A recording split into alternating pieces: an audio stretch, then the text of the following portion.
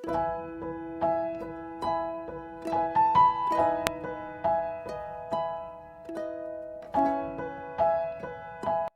na nga nitong nakaraang araw ang di umano'y animalyang ginagawa ni VP Sara Duterte sa confidential funds.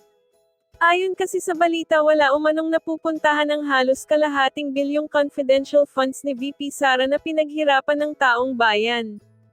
Ayon pa sa ilang source winawaldas umano ni VP Sara ang confidential funds sa pansarili nitong kaligayahan at hindi daw iniisip ang hinaing ng marami nating kababayan.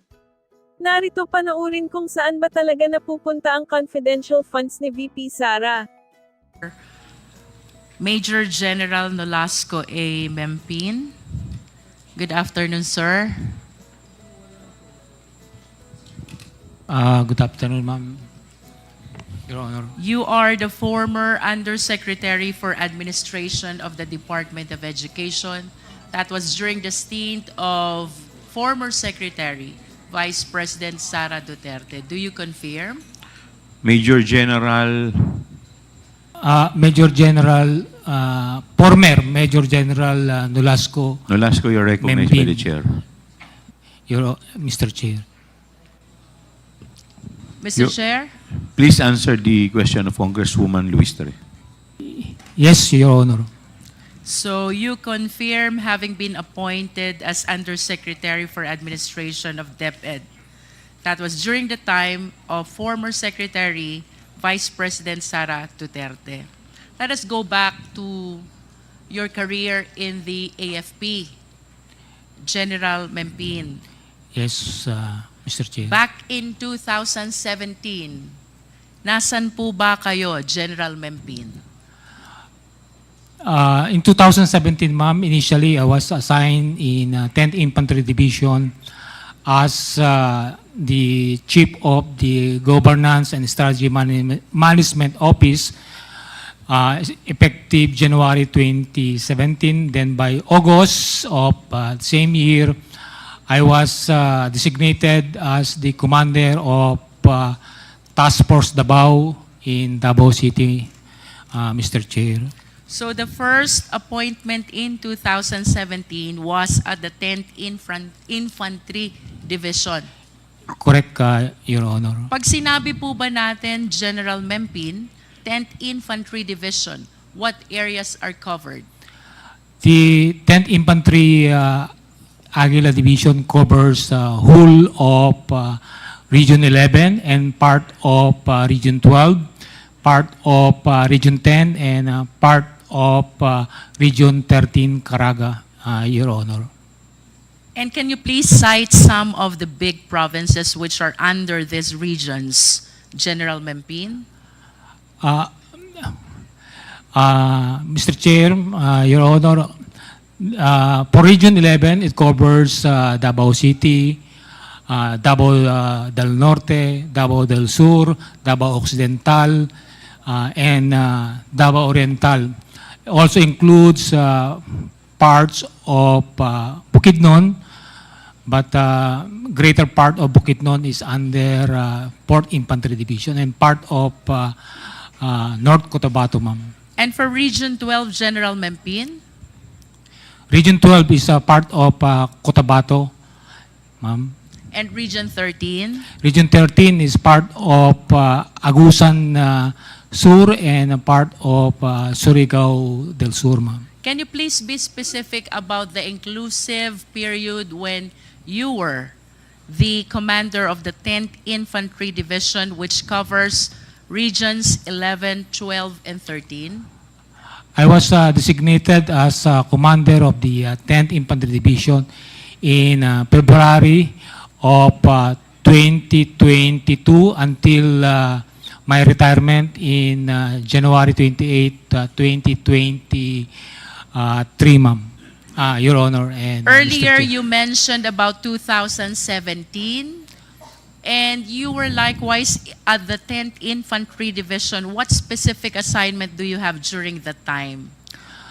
From 2017, ma'am, I was assigned as the commander of Task Force Davao, in charge of covering Actually, it only covers the downtown Davao, in charge of the anti-terrorism unit of the armed forces because of the series of bombing. Because Task Force Davao was established in 2003.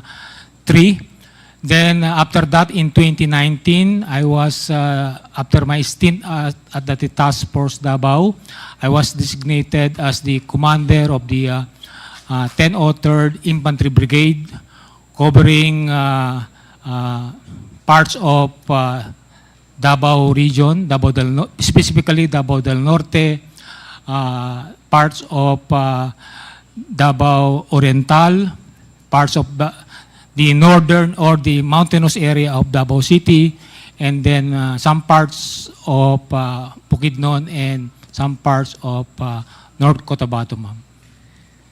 So would it be correct to say 2017, General Mempin, you were heading the Task Force Davao, primarily in charge with Davao City and the major parts of the Davao region. Do you confirm that?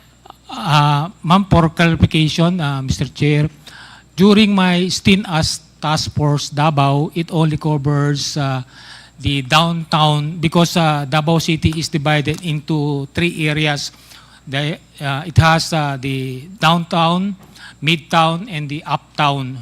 The midtown is the downtown is the central district. Then midtown and uptown are those areas. So which part are you in charge with? For 2017, ma'am, 2017 until Midtown? 2019 in Uptown or downtown? Downtown during task You force. are in charge of downtown in 2017 Until as the head of Task Force Davao.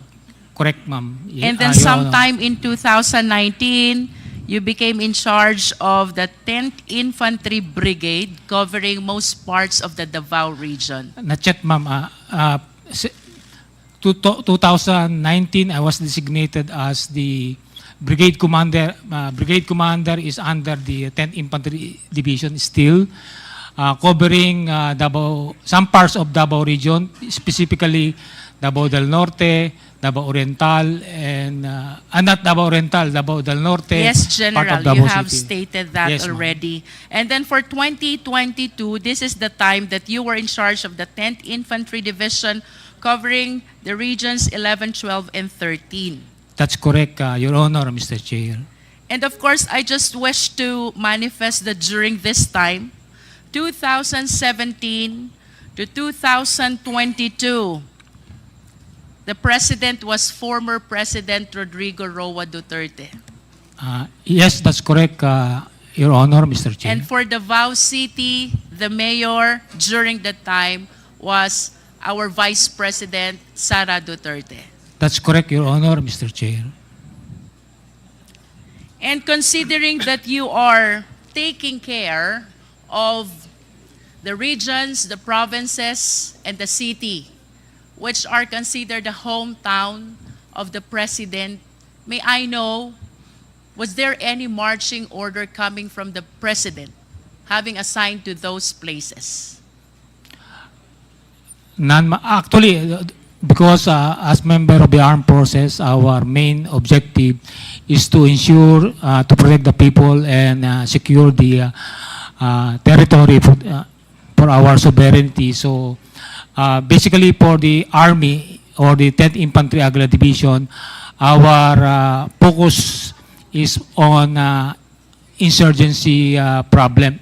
While in Davao City, during my stint as Task Force Davao Commander, is for the extreme terrorism, like bombing of the extreme With all due terrorists. respect, General Mempin, I hope you will be responsive to the question because Davao, of course, is the place of the former president. So this representation is interested whether in your assignment in 2017, 2019, and 2022, all pertaining to the Davao region, mayroon po bang specific na marching order ang presidente, considering that these places are his home places?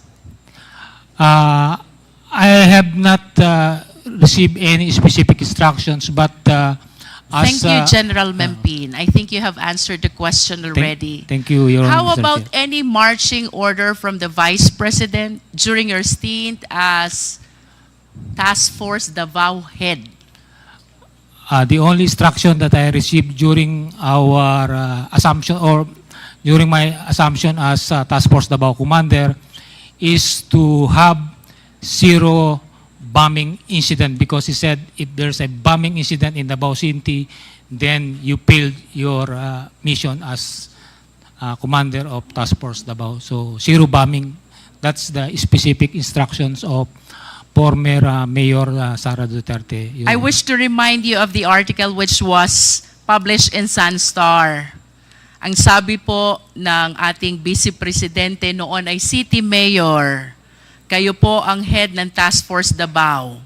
Don't sleep, don't breathe, don't embarrass me. Do you confirm that? That's correct. I still have the newspaper on that, ma'am. Now, please enlighten us, walk us through. During the time that you were assigned in Davao City and the rest of the other areas of Davao region, how will you describe the peace and order situation in Davao? In Davao City, ma'am, actually, when I first arrived, because I was also assigned in Davao region for a short stint in 2008, the first thing that I noticed in Davao... With all due respect, Mr. Chair, let us remind our resource speaker to be responsive to the question. We are asking General Mempin about the status of Davao with respect to the peace and order situation during your time as the head of Task Force Davao. I think that is 2017 until 2019. For the Davao, downtown Davao, ma'am, it is very peaceful, but still the threat of terrorism is there. So the existence of Task Force Davao is still In the scale needed. of 1 to 10, 1 being the lowest and 10 being the highest, how peaceful is Davao?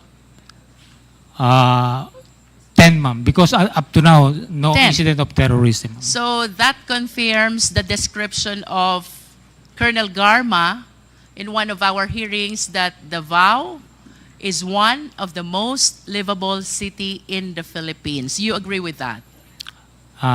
Yes, Your Honor, Mr. Chair. And of course, you're one of the reasons why you are able to maintain, or you were able to maintain, such level of peace and order in Davao City because you were the one in charge, the partner of the LGU. May we ask, General Mempin, ano po ba ang mga programang ginawa ninyo sa Davao City to be able to achieve the level 10, the highest score in terms of peace and order that you just gave to Davao City? To be candid about it, ma'am, actually, I just continue what my predecessors have done, because when I assumed in 2017, General Mempin, kindly focus on the programs. Ano po yung programs na inyong in-implement?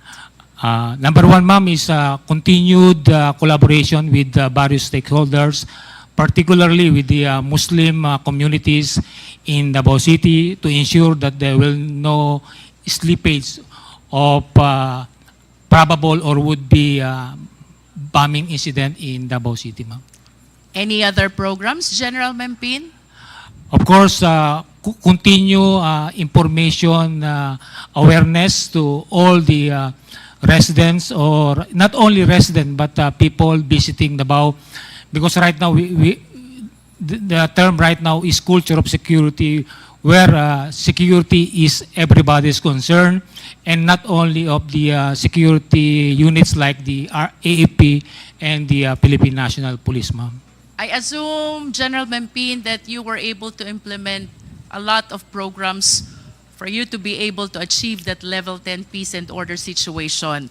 So aside from the collaboration with Muslim communities and the information awareness dissemination, can you please cite more programs which you recall were very significant in your achievement of the level 10 peace and order in Davao City? Yes, ma'am. Number one is collaboration, information awareness, then continued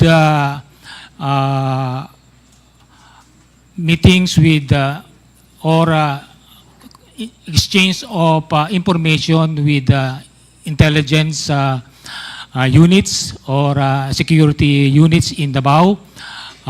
Continued collaboration with the business sector because they are the one who needs to be convinced that Davao is safe for the investment to stay in Davao or increase of it. Then, of course, you continued presence because actually the word do not sleep. We continue patrols in Davao City, mobile, fixed checkpoint in Davao Airport, and even business establishment when there are major engagement. Task Force Davao is always present. And of course, we continue to make our personnel professional because whatever programs you have, if the people, meaning our soldiers, is not professional in handling, like for example, we always conduct checkpoint operations, and we always ask indulgence of the inconvenience that we have caused to the passenger and into the drivers entering Davao City. So that's all part of our programs to ensure that everybody is cooperating to ensure that no bombing incident will occur in Davao City. I wish to make a recap of what you said, General Mempin. You mentioned collaboration with Muslim communities, information, awareness, and dissemination to all residents, meetings with other intelligence units, collaboration with business and other sectors, presence of patrols, and presence with all other professionals to make sure that no bombing incident will happen in Davao City. You confirm that?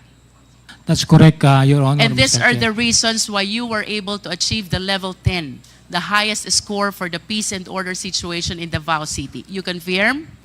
Yes, Your Honor, Mr. Chair. And I must say, Mr. Chair, General Mempin, na ito rin ang dahilan why I wish to conclude pinagtiwalaan ka ng noon ay City Mayor and now our Vice President, Sara Duterte. Yes, Your Honor. Level 10 score is something that I am sure you will be able to gain the trust and confidence of whoever is the local chief executive of the area to which you are assigned. You agree with me? Yes, Your Honor, Mr. Let's Chair. move forward, General Mempin. Kailan po kayo nag-retire sa AFP? I retired last January 28, 2023, Your Honor. January 28, 2023. And I understand you entered the Department of Education during the time of VP Sara Duterte. You confirm that? That's correct, Your Honor, Mr. Can you Chair. please enlighten us? Ano pong appointment ang nabigay sa inyo during your time in DepEd? First, ma'am, I was appointed as or recruited as consultant of Department of Education from April. Can you please expound? Consultant on what matter? I was a highly technical consultant because I came from the armed forces, and our former secretary and vice president consider me as an asset in collaboration or engaging the security sector. And you believe, General Mempin, that it was your career in the AFP, which was considered by then Secretary of DepEd why you were hired as the highly technical consultant. That's correct, Your Honor. If you Mr. can Chair. still recall, General Mempin, ano po ba ang trabaho ng isang highly technical consultant as you were made to understand during that stint in the Department of Education? When you become a highly consultant, meaning the unit or the agency could not have it on its own personnel. That's why they could engage or hire the services of a consultant, ma'am. For the information of the Filipino people, General Mempin, please allow me to share the functions which were under your position as highly technical consultant. 1, provide high-level policy advice on topics agenda that are confidential in nature. 2, provide guidance, technical oversight, and expert advice to DepEd in the development of various programs in all levels of governance on safety and security. 3, engage and collaborate with other departments and security-related services. 4, submit monthly status to OSEC. And 5, perform other duties related thereto. Would you agree with me, General Mempin, that as highly technical consultant, your mandate is to make sure that the need to promote and ensure safety and security is well addressed? That's correct, Your Honor, Mr. Chair. You confirm that. Yes. And having confirmed that, tama po bang isipin, you are the one in charge also of the confidential funds of the Department of Education? That's not correct, Your Honor, Mr. Chair. Then, General Mempin, if you're not the one in charge of this confidential fund, then who is or who was? I was not aware of, because I only more on, because after April, May, when USEC for administration is open, I was again asked if I could, but I'm not part of the utilization or how the confidential part. But you agree with me, General Mempin, lahat ng trabaho na ibinigay sa inyo, hindi nyo ito kayang isagawa without the necessary funding. And the funding that is allowed for these purposes is, of course, the confidential fund. Do you agree with me? That's correct, Your Honor, Mr. Chair, but I have not received any instructions and also funds, for that matter, on in the performance or in the accomplishment of tasks given or mandate to me as the consultant. Your In Honor, other words, Mr. Chair. General Mempin, while your job description as highly technical consultant pertains to safety and security, you have no access to confidential fund and you did not give any instruction from the head of the agency. That is your statement. Do you confirm that? Yes, Your Honor, I am not part of Thank the you. utilization. Let us of move confidential. forward, General Mempin. Kanina may na-mention po kayo. After some time, you were appointed as the USEC for administration. Did you apply for this position? No, ma'am. I was recruited by the former Secretary and Vice President. Balikan ko po yung highly technical consultant. Of course, you expressed your desire because a notice of award was given to you to be the highly technical consultant. Aside from you, General Mempin, meron pa po bang iba na nag-express ng desire to be engaged as the highly technical consultant? I'm not particularly aware of other consultants that express their willingness, but I do believe there are other consultants that the Office of the Secretary has tapped. I understand. How about with respect to your appointment as USEC for administration? You said you were chosen. You confirm that? I was recruited, yes, ma'am. you were recruited. Who recruited you to become the Undersecretary for Administration? The former Secretary and Vice President Sara, Your Honor, Mr. Chair. And would you know why? Bakit ikaw ang napusuan, nabigyan at pagkalooban nitong pagiging Undersecretary for Administration ng Department of Education? As to the reason, the actual reason behind it, I was not aware, but I can surmise the trust and confidence that she has on me. That is maybe correct. the reason, ma'am. The trust and confidence that you were able to establish as head of Task Force Davao in 2017 and being the one in charge of the 10th Infantry Division in Regions 11, 12, and 13 were very significant, not only in your engagement as highly technical consultant, but in your appointment as well as Undersecretary for Administration of DepEd. We agree on that, General Memvin. Yes, Your Honor, Mr. Chair. As a matter of fact, to illustrate how the former secretary trusted you, may I ask, are you aware of Department Order number 78, General Mempin? Yes, ma'am. What is Department Order number 78? It's about the procurement, ma'am.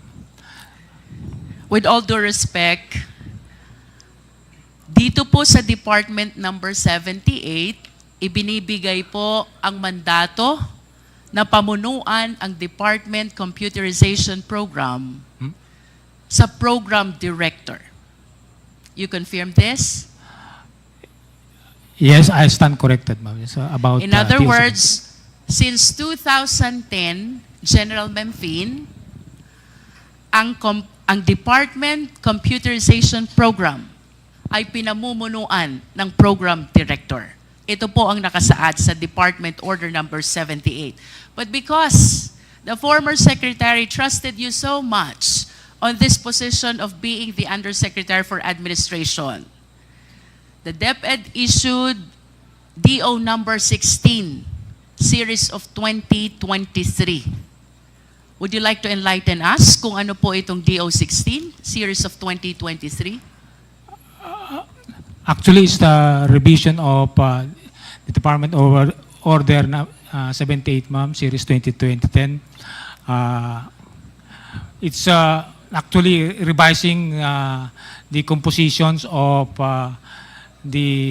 those for the procurement. To be specific, General Memfin, with all due respect, ano ho ang pinaka-significant na naging pagbabago in terms of the DepEd Computerization Program from DO 78 to DO 16? It's not only the director who decides for the procurement of Department Computerization Program, ma'am.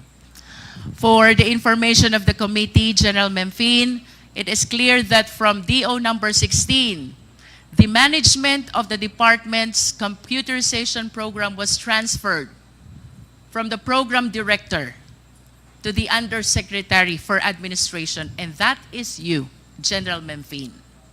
That is how the former secretary trusted you. A policy which has long been existing for 13 long years, 2010, was suddenly changed, transferring the management of DepEd Computerization Program from the program director to the office of the Undersecretary for Administration. Do you agree with me?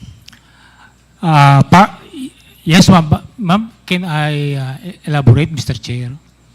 Yes, please. Please continue. Actually, before the computerization program is, because actually we notice some issues in the DCP procurement, particularly in terms of the members. So, because there's a huge amount of money involved in the DepEd computerization program, so it was agreed through the executive committee as a collegial body to elevate the authority of deciding the DepEd computerization program from program director to but basically the program director is actively involved in the decision I making. understand, General Mempi. Now let us go to the DepEd computerization program. Per fiscal year 2023, mayroon po kayong report. Ang sabi nyo, the delay and underperformance in procuring the ICT packages for 2023 were mainly due to the reconfiguration of the original specification and modifications of the package contents. You agree with this? Yes. Because this is in your report. But I wish to ask General Mempin, how come in your physical target versus accomplishment, kindly show on the screen, ito pong fiscal year 2023, this is your time as the one heading the DepEd computerization program, simultaneous with you being the Undersecretary for Administration. 0% po ang accomplishment ng DepEd computerization program. Can you please enlighten us on this? Actually, ma'am, nandito po yung director ng ICTS, but to give you insight on the performance, because ma'am, when we arrived in DepEd 2023, actually, it's still the 2022 DCP programs being processed because of the delay during the 2022 because of the change of the administration. So actually, ma'am, late 2023 na po na process completely yung May we know why, DCP. General Memphine? Of course, we understand from the records na yung 2023 budget, hindi nyo po na-utilize, and that is the reason kung bakit naka 0% ang accomplishment rate. May we know the reason why? Because of the partly of the procurement process, because it has to go to the Bids and Awards Committee, and the members of the Bids and Awards Committee is still hands in full in terms of the DCP 2020. But of course, you realize, General Memphine, the value of this DepEd computerization program with respect to the learning of the students who are supposedly relying on this. Tama po ba?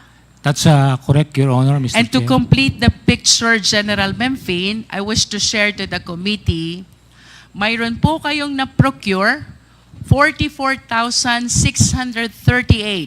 ICT packages and DepEd packages sa taong 2022 and 2023. Ngunit ayon sa annual audit report ng COA, ang na-deliver nyo lang is 16,580. This is not even one half of what is supposed to be delivered. So to make it clear, General Memphine, na kapag procure po kayo ng 44,638 ICT packages, but per report of COA, ang delivered pa lang is 16,580, equivalent to 37% of the supposed accomplishment. Can you please explain this? Ma'am, Your Honor, Mr. Chair, if I may request the director of ICTS, because I was not already out of DepEd since July, so I'm not aware of the updates in terms of deliveries with regards, so that maybe General we could Memphine, have with a all good due picture. respect, the procurement happened in 2023. Yes, ma'am. Ibig sabihin, nabili na po ito. 44,638 ICT packages. You were still with DepEd. Yes, You ma'am, but resigned only last July 2024. Tama Yes, po ma'am. ba? From your perspective as Undersecretary for Administration and the one heading the DepEd Computerization Program, ano po ba naging appreciation nyo dito? Anong naging dahilan why you were way below the supposed accomplishment when in fact, ang dami nyo naman palang nabili? Or, if I may rephrase the question, nasan po yung nawawalang ICT packages? Your Honor, Mr. Chair, during the 2023, only the DCP 2022 was processed, procured, and only started delivering in late 2023. And actually, only the first three. In both dates that you mentioned, General Memphine, you're very much connected still with the Department of Education. Yes, yes, ma'am. So I'm explaining that during the 2023, ma'am, the DCP 2022 is prioritized, so it's only being deliberated or processed in the procurement.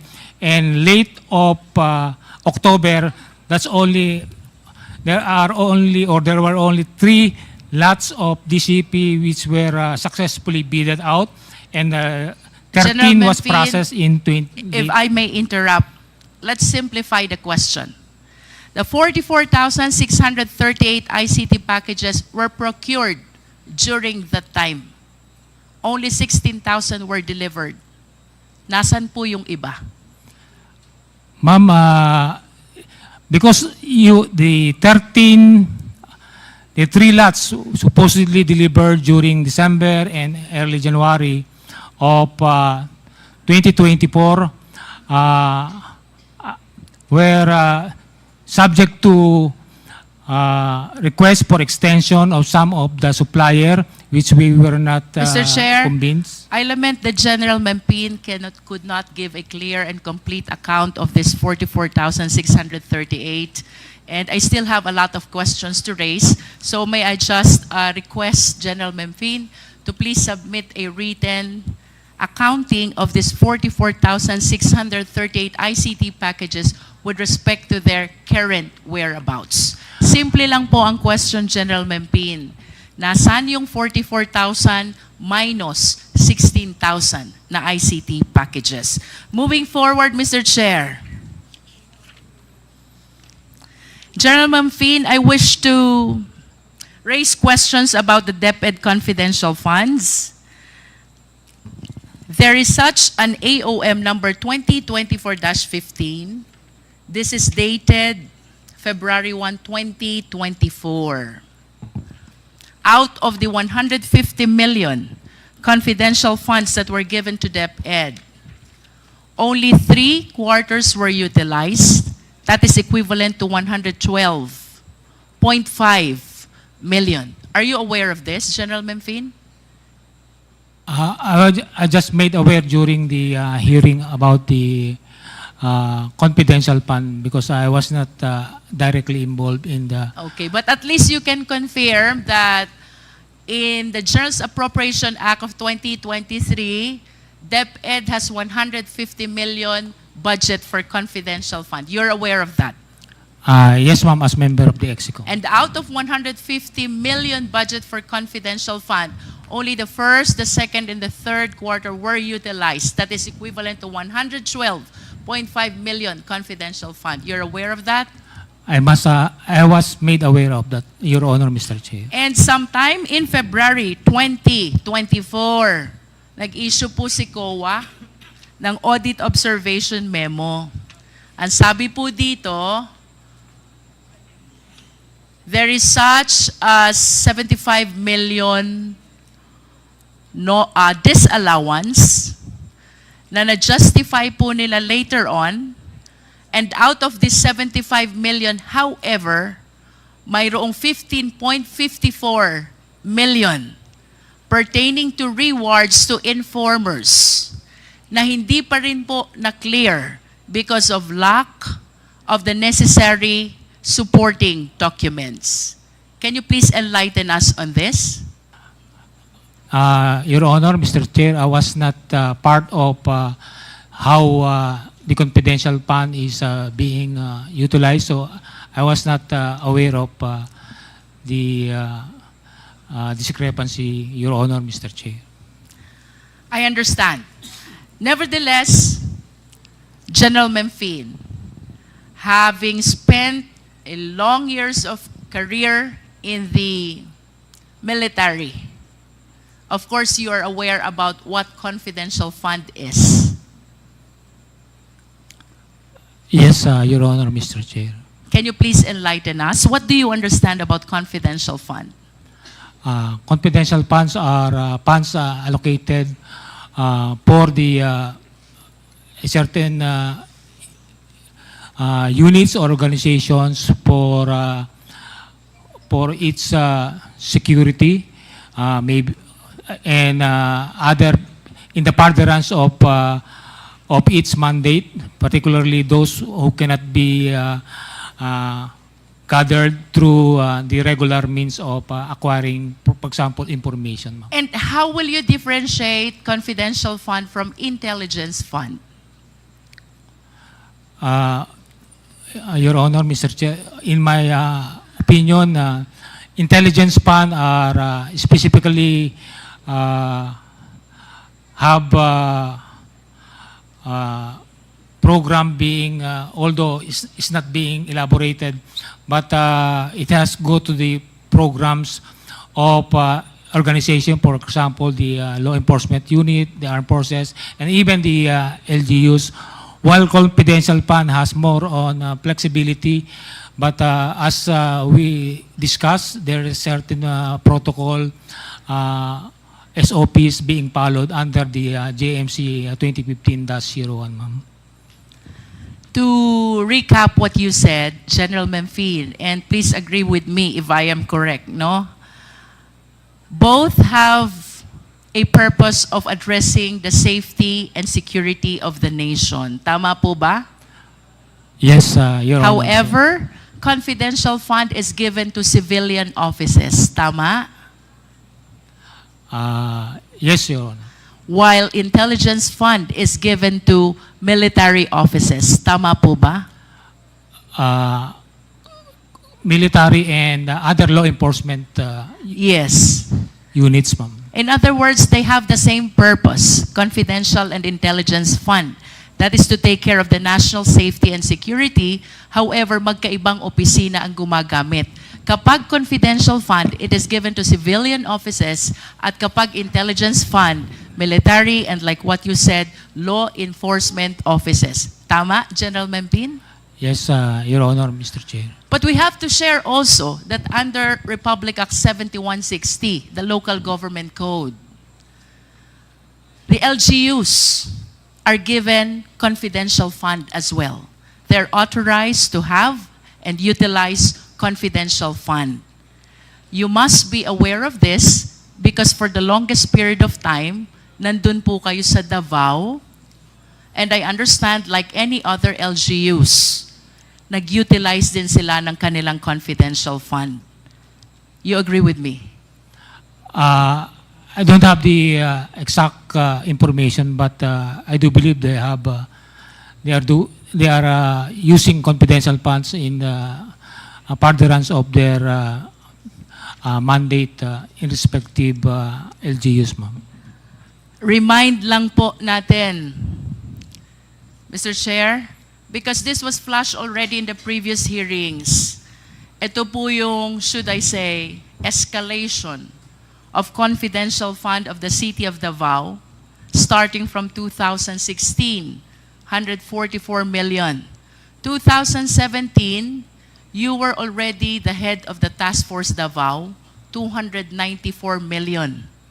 And then 2010, nandun na po kayo sa 10th Infantry Division. They have 420 million confidential fund in Davao City. And then 2018, and then 2019 to 2022, consistent na 460 million confidential fund. Napakalaki po nito, General Memphine. Puntahan ko po yung 2017. 294 million. You were the head of Task Force Davao. Pwede po bang malaman how you appreciate the utilization of the 294 million confidential fund? Again, ma'am, in my to be candid about it, Your Honor, Mr. Chair, I was not aware of how the confidential fund is being utilized or implemented. But I just wanted to report to the body that the LGU of Davao, even before and after my term, is being supported in terms of logistics, meaning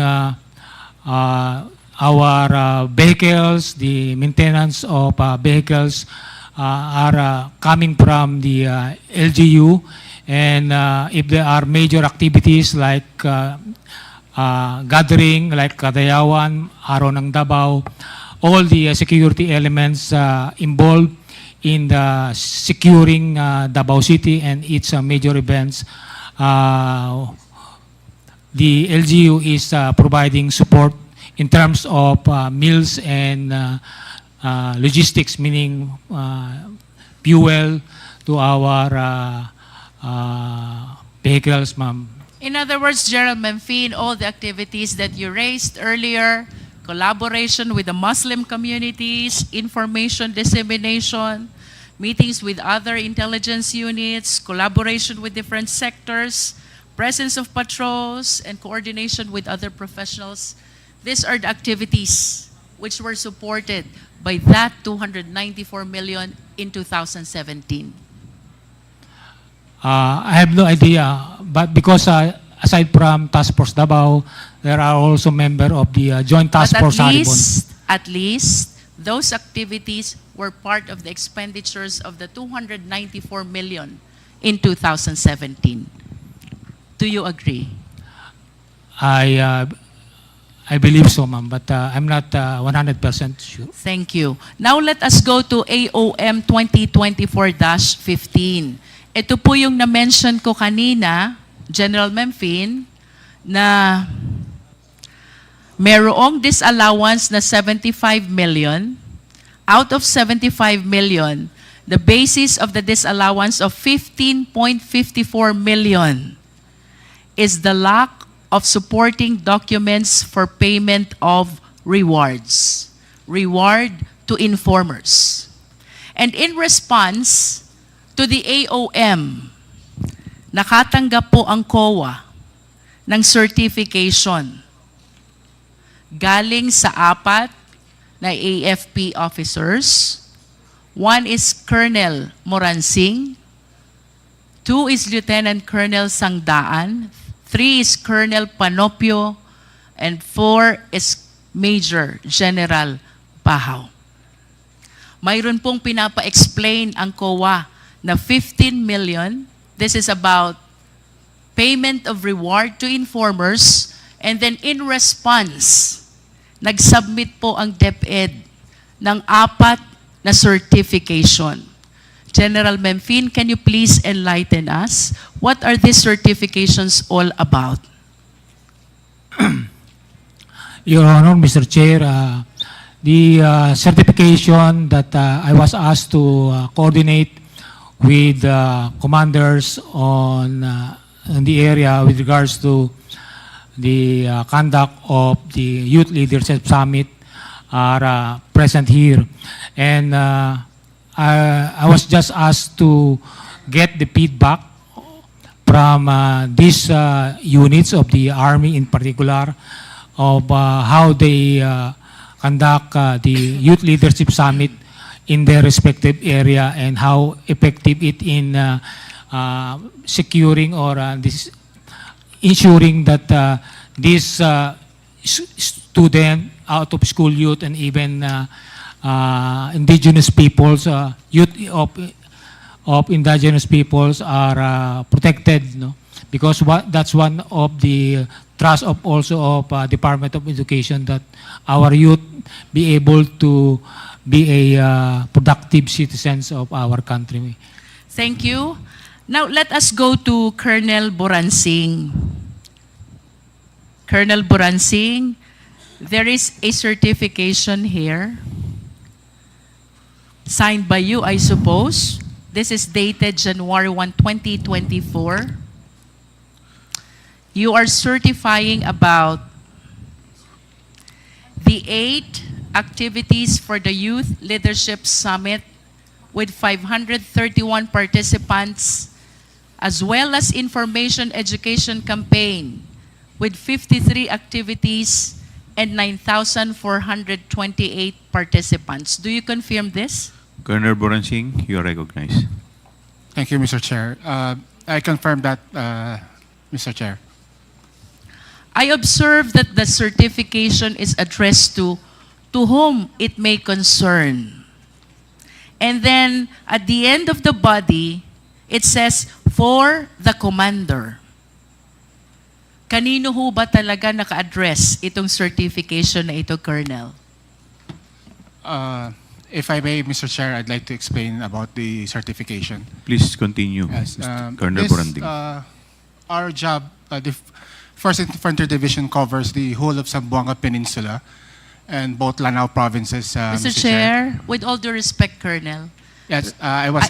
I have a limited time, so kindly give a responsive answer to the questions that are being raised.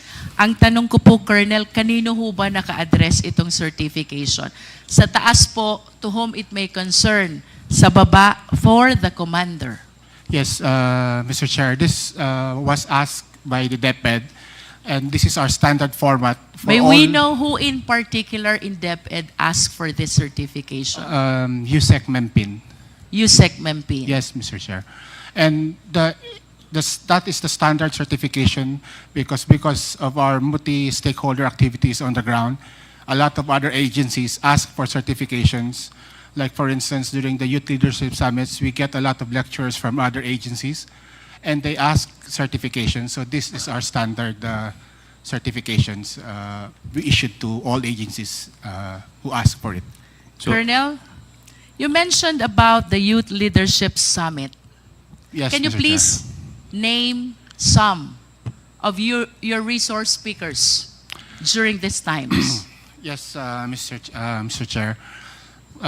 First of all, we have on criminality, we have resource persons from the Philippine National Police. Can you please name names? Yes, we usually have the Chief of Police of the municipality. Please be specific, Colonel. Okay, ma'am. So the ones that conducted the Youth Leadership Summit, ma'am, are line units, infantry battalions under us. So we Kindly have, give names, please. yes, the Chief of Police. For example, Mr. Chair, if I may, the Youth Leadership Summit, August 7 to 9 August 2023, conducted in Barangay Poblacion, Madaya, Maging Lanao del Sur. Mr. Chair, there are 8 Youth Leadership Summit, so at the very least, I'm expecting 8 names who were the resource speakers during that time. Yes, ma'am. If I may continue to read it, ma'am, it's in the report. Kindly limit the answer, Please Colonel, continue, to the Colonel. question. So Boransing. we have the municipal mayor of Masio, Lanao del Sur. We have also, Do you have the date also? Can you please cite the date also?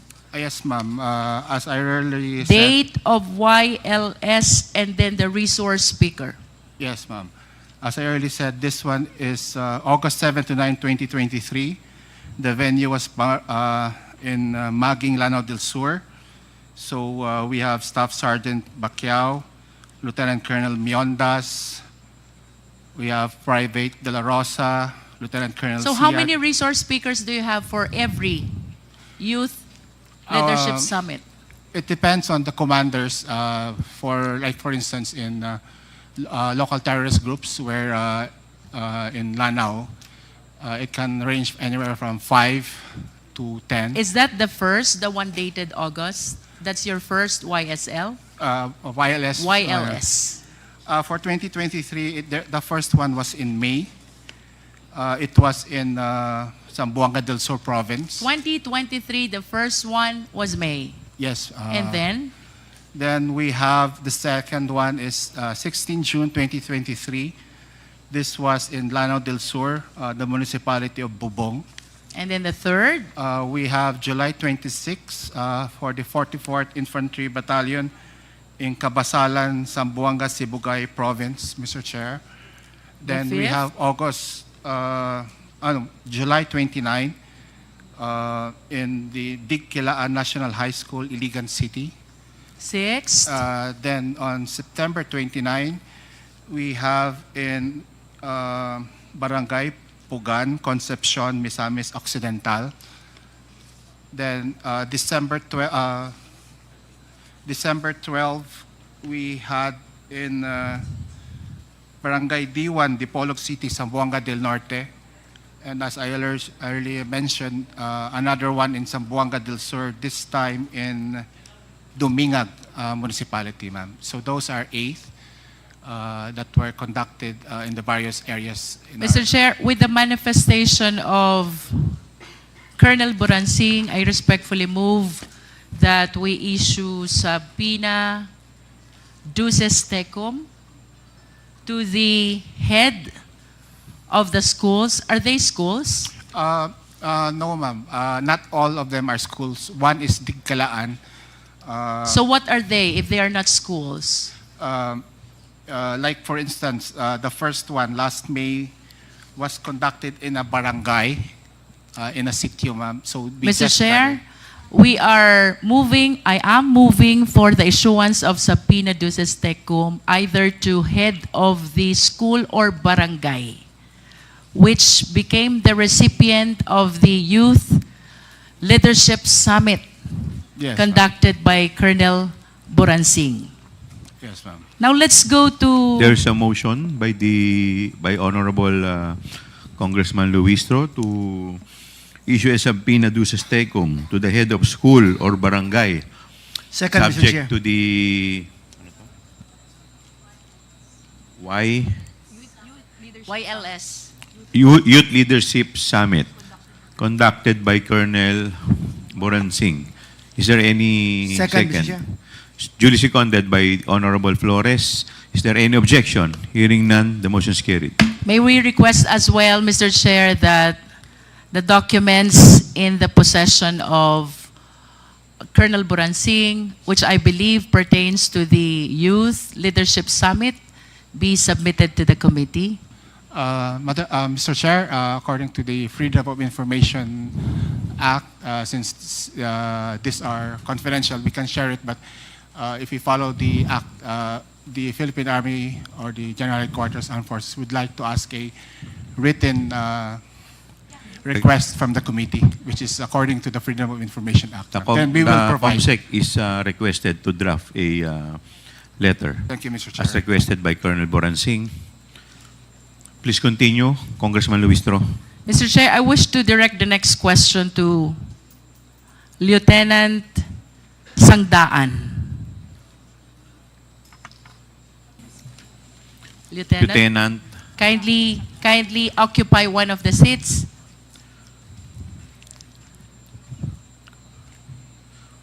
Have you taken your oath, Lieutenant?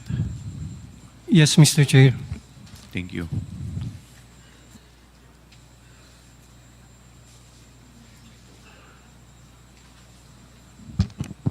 Lieutenant Sangdaan, I have here a certification which bears your signature, I suppose.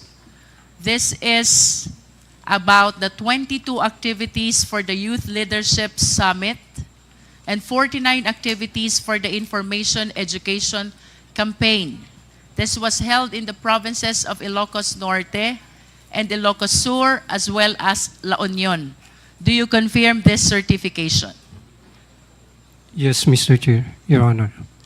And the certification, similar to the one issued by Colonel Buransing, is addressed to whom it may concern on the upper part and then on the lower part for the commander. For the record, Lieutenant Colonel Sangdaan, kanino nyo Yes. po ba talaga ina-address itong certification? Lieutenant Yes, ma'am, Sandaan, to the please. DepEd, ma'am. And can you be particular? Sino po sa DepEd? Ma'am, can I just give the background, ma'am? That was the instruction of I- my commander, and according to my commander, it was Major General Mempin who Okay, requested. you it. answered the question already. Yes, ma'am. And similar to the questions which I raised to Colonel Buransing, do Yes, you ma'am. have also some documents with you which Ma- can provide details about the recipient of this 22 Youth Leadership Summit? Ma'am, right now, ma'am, I don't have the documents because I am no longer with the 5th Infantry Division, ma'am. I'm already reassigned to GHQ. But Lit- I assure you, ma'am, that You can there are produce. documents in You can the 5th produce. Infantry. Yes, ma'am. Okay. May I just state for the record, Mr. Chair, that Lieutenant Colonel Sangdaan manifested his commitment to submit the document about the 22 activities for Youth Leadership Summit. Yes, ma'am. Just like what Colonel Buransing have said a while ago, ma'am. I think it's much better for the Yes, we Secretary. will. We Yes, will, ma'am. Lieutenant Colonel. Yes, What is The important, manifestation Lieutenant of Colonel? Colonel Sangdahan for the committee to write a letter. Yun po ba yung gusto ninyo? Yes, ma'am. Yes, Okay. sir. Yes, sir. Yes, The Mr. Chair. COMSEC is directed to please write a letter requesting for the documents as requested by Congresswoman Luistro. Please continue, Congresswoman Luistro. But at least, Lieutenant Colonel Sangdaan, can you name some of those 22 activities? Yung naaalala nyo lang po, because this is quite a lot compared to the one which Colonel Buransing had. He had only 8. You had 22. Ma'am, actually, these YLS were conducted by the line units of the 5th Infantry Division, sir. Ma'am, just like the 5 Offers Brigade, the 5th CMO Battalion, and other infantry battalions in the area, ma'am. As to the specific of which, ma'am, hindi ko na ma-remember, ma'am. You mentioned which infantry division conducted this? 5th Infantry Division. Saan po ba kayo kasama? Sa 5th po ba? 5th Infantry Division, ma'am, as a staff of the 5th Infantry Division, ma'am. As one of the staff of the Yes, 5th yes. Infantry Division. But I suppose that since you were the one who certified, you're supposed to have a personal knowledge of what happened. We base it on our records, ma'am, on our tabulated records. Do you intend to tell us, Lieutenant Colonel, that you were not the one who actually conducted this Youth Leadership Summit? Yes, ma'am. The line units, ma'am, were the one who conducted those activities. If it is not you, then who? The different battalions, ma'am. For example, ma'am, the 77th IB, the 5th CMO Battalion, Bakit po kayo ang nag-issue ng certification? we have the tabulated data, ma'am. Yes, I understand. But for one to be able to issue a certification, dapat alam nyo. Dapat may knowledge kayo. Yes, ma'am. We As a have, matter of fact, this is an inquiry in aid of legislation. You were sworn in before we started the hearing, and this will elevate the status of being a sworn certification already. yes, ma'am. Bakit po kayo nag-issue ng certification kung wala kayong personal knowledge? Nag-certify kayo, may 22 Youth Leadership Summit, tapos hindi nyo po ito personally nalalaman. Is that what you wanted to say? We have personal knowledge, ma'am, because we have it in our data, ma'am. that the different line units. You are aware of the data only, Oh, sir, that are but different. not of the occurrence. Magkaiba po yun. Ganon din, ma'am, sa occurrence, ma'am. You are That aware of the occurrence as well. Yes, ma'am, that it was really conducted. Okay, balikan po ulit natin yung question ko. Name some of the Youth Leadership Summit that you conducted, if you are aware of the occurrence.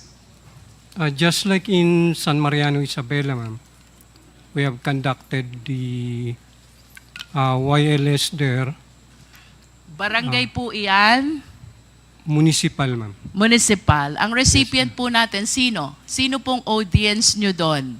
Sino Ah. pong participants? The youth from the municipality of San Mariano, there were participants from the students in San Mariano, and even out of school youth. Okay. Any Yes, ma'am. other? Any other YLS that you can recall? As reported by line units, ma'am, also in Baguio City, You are basing your testimony, Lieutenant Colonel, on the report. Tama po ba? Yes, That's what ma'am. you said. yes, ma'am. And this will only mean that you are not aware of the occurrence. If the statement that you're giving to us is based on the report and not on the personal knowledge of the occurrence, then you have no personal knowledge of how it happened. I'm aware, ma'am, that it You was are really aware of the conducted. data. You Yes, are ma'am. aware that it happened, but you were not personally there. Yes, yes, You ma'am. did not participate. Yes, ma'am. We only provided some speakers as requested by the concerned unit. How about this 22 that you mentioned in your certification? Ito ba na-attendan mo lahat? No, ma'am. Honestly, ma'am, no. Ilan out of 22 ang na-attendan mo, Lieutenant Colonel? I think only in San Mariano, ma'am. Only in San Mariano. Ma'am, can I give a background on... Kawa, may I just make a manifestation? How can you validate an accomplishment report with a certification? The signatory has no personal knowledge of what happened. Lieutenant Colonel was able to attend only 1 out of 22 Youth Leadership Summit. And this is okay with COA? I'm sorry, but I do not understand. Colonel Boransing, if I may call you again, yun pong 8, ilan ang na-attendan nyo doon? Colonel Boransing.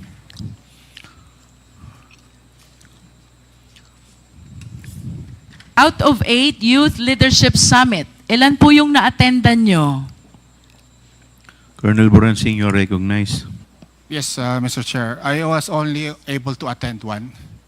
So that means that you have no personal knowledge as well I have of all the 8 Youth Leadership Summit that happened.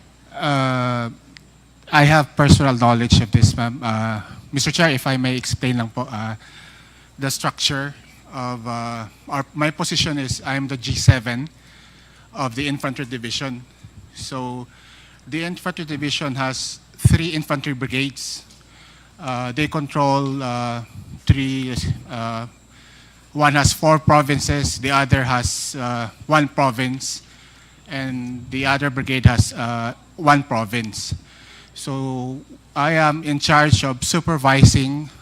I am the Civil Military Operations Officer, Mr. Chair. So I closely monitor, we all closely monitor the program of the Youth Leadership Summit to ensure that it is multi-stakeholder and it fits the objectives of the program. So we have personal knowledge. We can't go around in each barangay, but they have, since we used budget from the Philippine Army, we have after-activity reports, fund utilization reports, pictures, and documentations. And we have to ensure this because we have a yearly inspection from higher headquarters. So we may not have been there, but we have personal knowledge. We are the program managers of this po. You Mr. mentioned Chair. a while ago, Colonel Boransing, Yes, you were Madam. using the fund of the Philippine Army. Uh, You confirm Yes. that? Yes, Mr. Are Chair. you sure? Yes, sir. Yes, Mr. Chair. For the 8 YLS Yes, that Mr. were Chair. conducted, you used the fund of the Philippine Army. For our participants, we used the Philippine Army. For the students, they used the local government unit funds, Mr. Chair. Okay, that is clear. Mr. Chair, I just wish to manifest the statement of Colonel Boransing that during the Youth Leadership Summit, for the military, they are using their military fund, and for the children or the youth, they are using the LGU fund. Mr. Chair, if I may. Please continue. Yes. They use some use the provincial local government funds, and the municipalities. Some delegates also are using the municipal LGU funds. And for the participants from the other stakeholders, from DepEd, from BIDEA, from the police, of course, they use their own funds. So it's really a multi-stakeholder. In other youth words, camp. Mr. Chair, a lot of offices and agencies are using their respective funds for intelligence in conducting the Youth Leadership Summit. This is your statement, Colonel Boransing. I didn't say intelligence funds, ma'am. What I said was, like for instance, for their billeting, for the hotel, they have to pay from their own agency funds. For their food, they have to pay po. What is clear, there are different offices Involved. who in this. shoulder their respective expenses Yes, Mr. for the Chair. purpose of Youth Leadership Summit. Yes, Tama? Mr. Chair, yes. In other words, it is not only the DepEd Yes, Mr. Chair. who spends its confidential fund. I have no knowledge of what their source of funding is. But in as far as you are concerned, kanya-kanyang gastos ang KKB. iba't ibang opisina. KKP po. And for the children, the youth, you said it is being shouldered by the LGU. Tama? Yes, Mr. Chair. Thank you, Colonel. May we request Lieutenant Colonel Panopio? Colonel Panopio, you are recognized. Good afternoon, Mr. Chairman, Your Honor. Colonel, I have with me another certification bearing the signature of Magtanggol Panopio. Is this your signature? Yes, Your Honor, Mr. Chairman. On this certification, you certified 205 youth students from different schools. 3 youth leadership summits held in the provinces of Bulacan, Nueva Ecija, and Zambales. You confirm this? Yes, Mr. Chairman, Your Honor. And similar to my question to Colonel Boransing and the other Lieutenant Colonel, nakalagay po sa certification nyo, to whom it may concern, dun sa taas, sa baba, for the commander. Kanino po ba talaga naka-address itong certification nyo? This is addressed to DepEd, ma'am. May I explain for the commander, ma'am? And can you please kindly be particular, who in DepEd? Ang dami po nila sa DepEd. Sino po sa DepEd ang kausap nyo when you submitted this certification? Yusek Nolasco Bempin, ma'am. That's Yusek Mempin. Okay. And can you please substantiate as well the 3 youth leadership summit that you conducted in your province? Ikaw ba nakaparticipate dito? Your Honor, Mr. Chairman, hindi po kami nag-participate specifically because as a staff, we are just supervising and monitoring the activities of the Youth Leadership Summit. So because- similar to Colonel Boransing, you are just aware of the occurrence, but you were not part of the event. Yes, Your Honor, Mr. Chairman. And with respect to the expenditures for similar programs, would you confirm the statement of Colonel Buransing na Yes, ang Your Honor. mga opisinang participants ay kanya-kanya ng gastos? Yes, Your Honor, Mr. Chairman. And with respect to the participating children and students thereat, tama po ba yung sinabi ni Colonel Buransing, LGU ang sumusuporta sa expenses nila? Yes, Your Honor, Mr. Chairman. Are you sure? Yes, Your Honor, Mr. Chairman.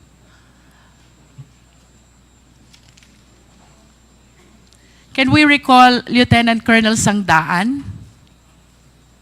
Yes, ma'am. Lieutenant Colonel, tanungin ko lang po yung pagdating sa expenditure. Do you confirm the statement of Colonel Buransing? Kanya-kanya ng gastos lahat ng opisina. Yes, ma'am. Oh, no, yes, ma'am. And with respect to the children and the youth, it is the LGU The who support the expenses. Yes, ma'am, through their POPs plan, ma'am. Thank you. Mr. Chair, I am done with Lieutenant Colonel Panopio. I wish to proceed to Major Dombrigue. Major Dombrigue. Major Dombriding, you are recognized. Have you taken your oath, Major? Nakapag-take na po kayo ng oath. Okay po. Major, meron po kayo ditong submission prepared by you, certified by Lieutenant Colonel Panopio. This is about the Joint 7th Infantry Division DepEd Anti-Insurgency Campaign from January 1, 2023 to December 31, 2023. Do you confirm, Major, na ang sinertify niyo po dito ay 313 insurgency awareness and 166 posted social media products? Good afternoon po. Yes, ma'am, Mr. Chair. Through that data was based on the reports of our line units. Ang kasama po dito, Brigada Eskwela, insurgency awareness, environmental protection, shared and posted social media products. And then you also have number of health-related activities. Ang dami po nito, Major. Tanong, saan po nang gagaling yung pondong ginagamit nyo for all of this? Ma'am, most of that funds was under the POPs on the APB of our line units. Ano po yung POPs? Please enlighten us. Projects, activities, and programs po. And can you please tell us which agency is this? In particular, ma'am, is the Philippine Army in collaborations with our partner stakeholders on the ground. In other words, similar to the statement of the 3 prior officers, yung mga activities nyo, ang gumagastos is the Armed Forces of the Philippines. Tama po ba? Yes, ma'am, Your Honor. And as far as your counterpart is concerned, tama po? Opo, ma'am. At paano nyo po ba ginagawa itong anti-insurgency awareness? Ma'am, Your Honor, in partnership with the different schools and local government units, our line units is conducting intensified information awareness drives on security awareness, ma'am. How about the social media posts? Paano nyo po ba ginagawa to? Utilizing the social media platforms of our infantry divisions and our line units, ma'am, we cross-post social media products of the AFP units and to include, ma'am, the other agency social media products. Rough estimate lang po, Major. Sa tingin nyo po, itong mga reported activities nyo na to, total of 9,712, the activities I mentioned earlier. If you're aware, mga magkano po ang nagastos na pondo ng AFP dito? Ma'am, with that figure, the number of anti-insurgency flyers distributed, a very minimal expenses lang po dahil printed flyers lang po ito dun with the bond paper po. You're saying minimal. You're saying minimal. Minimal expense. You said that? Yes, ma'am. And it will no way reach 15 million. Tama? Hindi po, ma'am. Hindi. Hindi po. No way. No way. Thank you. Mr. Chair, gusto ko pong balikan si General Mempin. General Mempin, you are I'm about to recognized. wrap up, Mr. Chair. Yes, Your Honor, Mr. Chair. General, kanina po sabi nyo, hindi nyo alam yung confidential fund. Yeah, You that's still correct. confirm that? That's correct, Your Honor, Mr. But I Chair. hope you understand that the certifications which I confirm from the AFP officers, the 4 of them, pertains to the expenditure of 15 million taken from the confidential fund. And according to them, those certifications were required by you. Your Honor, Mr. Chair, actually I was asked by the Officer of the Secretary to ask for certification coming from these units. But it is clear to them or even to me that no funds are involved, meaning no funds released to these units. What the Office of the Secretary is wanted to know is the product or the result of the collaboration of various stakeholders, including DepEd, with regards to our youth. So it is clear, ma'am, that DepEd has not released any single centavo to the conduct of wireless to the units mentioned, ma'am, Your Honor, and Mr. Chair. If you are saying, General Mempin, na walang nirelease na pondo ang DepEd dito po sa Youth Leadership Summits, saan po ginastos yung 15 million? That's, Your Honor, Mr. Chair, that was I was not aware of it because the task given to me is just to coordinate because to be candid about it, the commanders of Colonel Boransing, Colonel Panopio, and Lieutenant Colonel Sangdaan are my former colleagues or classmates in the Philippine Military Academy. Mr. Chair, I wish to ask the COA, Attorney Camora, tama ba ang understanding ko? Sa AOM, may disallowance na 75 million. Out of 75 million, you are asking for supporting documents of the 15 million which were paid as rewards to informers. Attorney Camora, you are recognized. Yes, Mr. Chair. And in response to that supporting documents, the DepEd submitted these certifications about the Youth Leadership Summit. Tama ba? Yes, Mr. Chair. In other words, these certifications submitted by the AFP officers are being used as justification for the 15 million utilization paid as reward to informers. Tama po ba? Yes, Mr. Chair. General Mempin, your statement is completely contradictory to the stand and position of COA. Your Honor, Mr. Chair, as I previously mentioned, the only task given to me is to coordinate to my colleagues in the active service of the Philippine Army to have a report on the conduct of Youth Leadership Summit. But as to the utilization or disbursement of 15 million payment to informers. I was not made aware of it, and I have no knowledge that this certification is for the payment of informers. Your Honor and Mr. Chair. General Mempin, I understand we also have Major General Bahaw.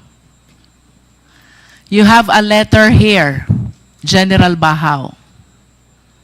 This is about the 9 Youth Leadership Summits.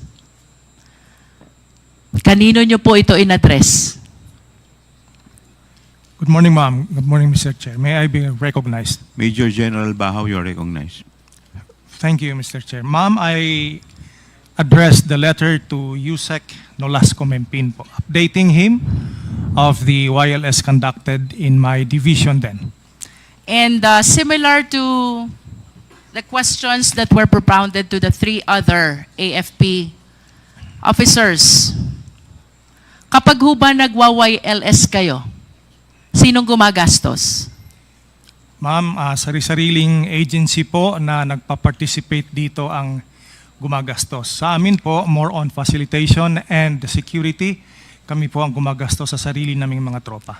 And with respect to the children and the youth who are the participants, do you confirm what they said already? LGU ang gumagastos? Yes, ma'am.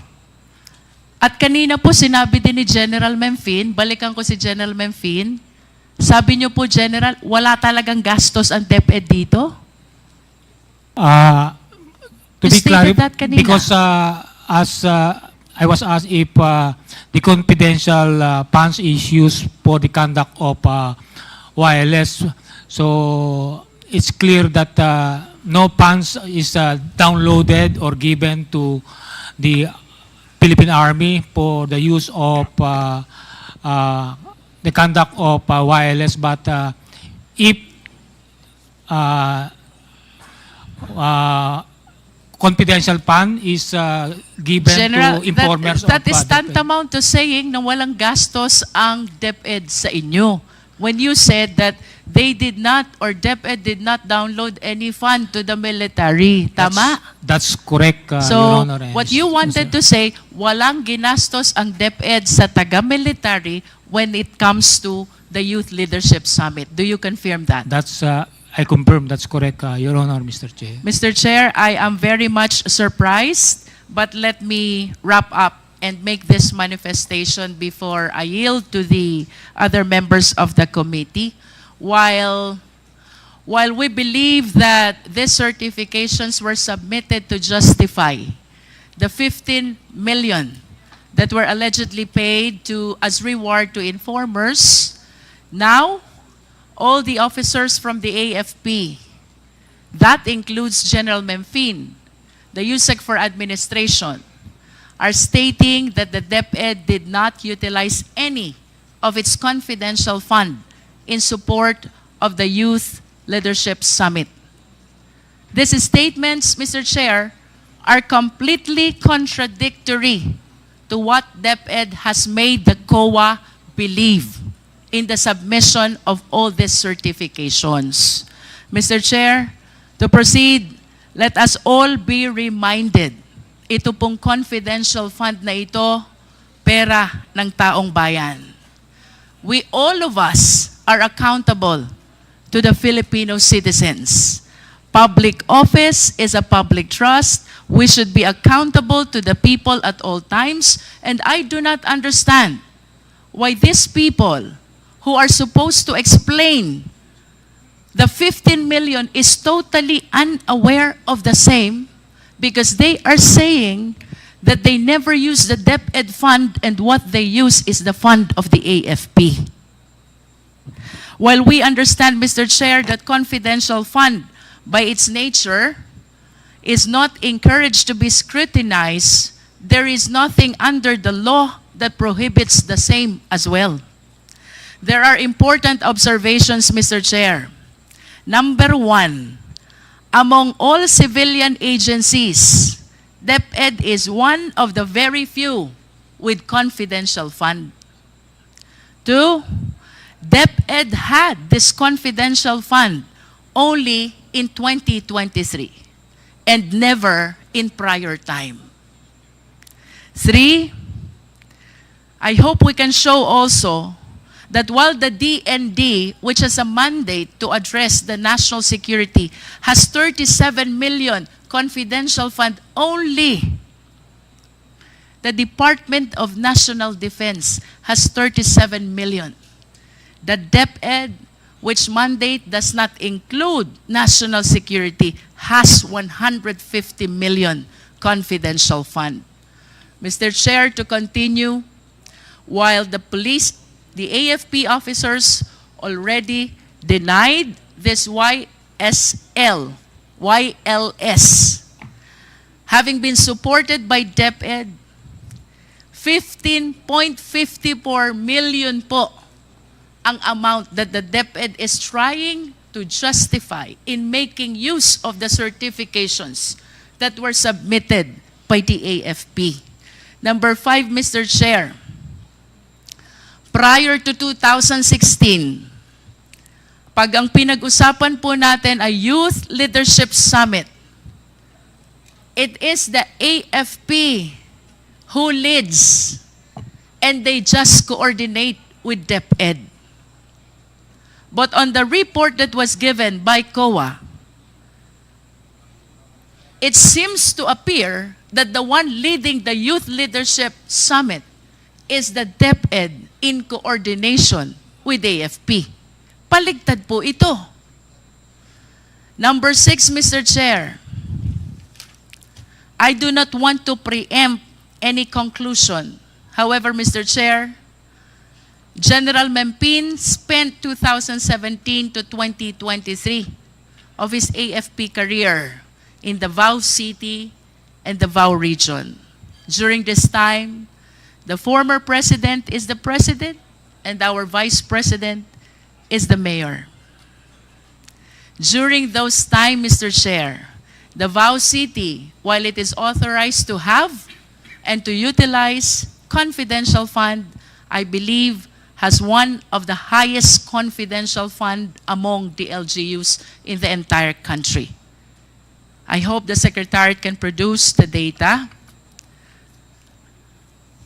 I wish to ask Mr. Chair, ito bang lahat ng ito ay coincidences? Given this observation, let us all be reminded that the leeway that is being given to confidential fund is to be able to address a very important concern, and that is national security of the country. No more, no less. The procurement and the liquidation were made liberal in recognition of the significance of the purpose of the confidential fund. However, Mr. Chair, if there are glaring indications of irregularity already, as those that we have mentioned, plus the admission of the AFP, is it not that COA should address its mandate of making sure that all receipts and all expenditures are duly accounted for the Filipino people? Question number 1, since when has irregularity in confidential fund been happening? 2, what has COA done so far with respect to its accounting rules in order to address the irregularity? And 3, will COA simply brush aside these irregularities, especially with the admission of the AFP that they were the one who spent for the 15 million Youth Leadership Summit and not the Department of Education? Let us remember, regardless of which office in the government we belong, public trust always carries accountability. To tone down the mood of our investigation at para mas maintindihan po ako ng mga tao, mayroon hong prominent na line sa pelikulang Star Wars. Ang sabi, comes with great power is great responsibility. If you translate this to constitutional language, let us all be reminded, public office is a public trust. The trust that is given to us by the people carries with it due accountability. Thank you, Mr. Chair.